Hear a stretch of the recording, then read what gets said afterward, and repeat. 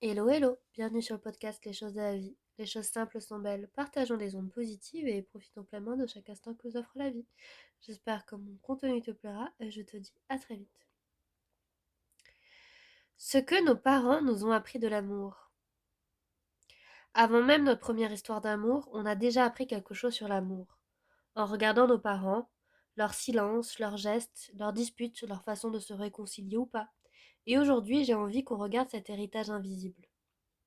Une grammaire affective absorbée sans le savoir. Et oui, on n'apprend pas à aimer dans les livres. On l'apprend d'abord en observant, enfant, le premier couple qu'on a sous les yeux, celui de nos parents ou de ceux qui nous ont élevés. Et sans le vouloir, sans même le savoir, on absorbe une grammaire affective entière. Comment on se dispute, comment on se réconcilie, comment on montre ou pas de l'affection, comment on gère les silences, comment on parle ou pas de ses émotions. Par exemple, un enfant qui grandit dans un foyer où les conflits se règlent par l'évitement, on ne se dispute jamais devant les enfants, on tait les tensions, peut, adulte, reproduire ce même évitement dans son propre couple, en étant persuadé que bien s'entendre signifie ne jamais exprimer de désaccord. Alors reproduire ou fuir, deux façons de rester déterminées. Cette grammaire devient ensuite notre référence par défaut. On la reproduit parfois à l'identique, parfois en réaction totale contre elle. Et certains reproduisent inconsciemment les schémas vus enfants, même ceux qui les ont fait souffrir, parce que c'est la seule version d'amour qu'ils connaissent intimement. D'autres font l'inverse, construisant leur relation en opposition systématique à ce qu'ils ont vu, ce qui, paradoxalement, reste une façon de rester déterminé par ce modèle. Et par exemple, quelqu'un ayant grandi avec un parent très contrôlant peut choisir à l'âge adulte un partenaire extrêmement effacé, pour être sûr de ne jamais revivre ce contrôle. Mais ce choix, fait uniquement en réaction contre le passé, ne garantit pas nécessairement un équilibre sain dans le présent, et c'est encore le passé qui dicte en creux la décision. Alors, le travail à l'âge adulte consiste à rendre visible cet héritage pour pouvoir enfin choisir plutôt que de reproduire ou de fuir automatiquement.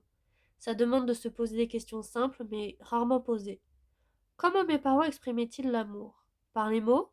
Par les gestes? Par le silence? Comment géraient-ils les conflits? Et surtout, qu'est-ce que sans m'en rendre compte, j'ai décidé que l'amour devait ressembler?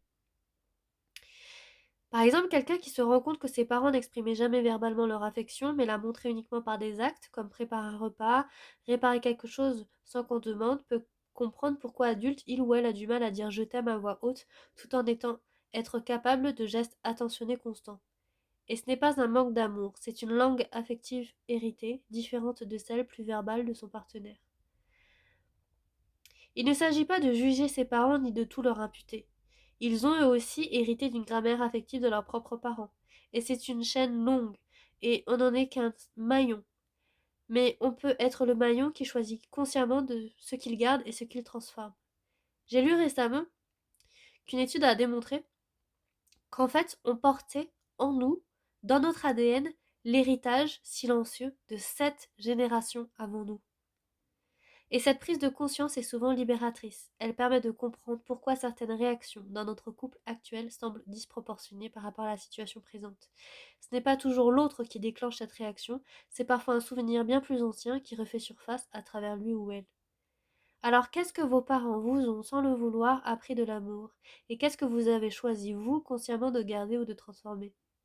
On hérite tous d'une grammaire affective.